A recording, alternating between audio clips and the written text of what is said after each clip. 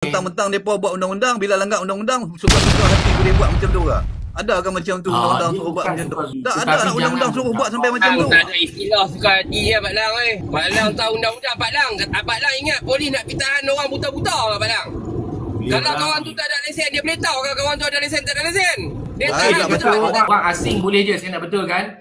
Jika orang asing boleh kan, boleh je, itu penguat kuasa yang langgar undang-undang. Itu baling. Sebab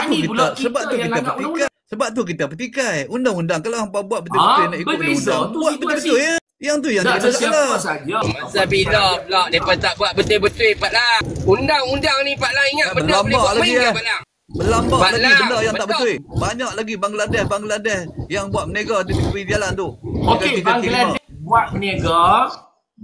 buat menega dan bebas menega itu adalah kesalahan undang-undang daripada pihak penguat kuasa. Dia sebab tu orang petikai. Abang bela ni kesalahan peniaga terhadap undang-undang. Kalau kita nak buat undang-undang, buat betul-betul. Jangan bagi ada kelompongan sikit pun.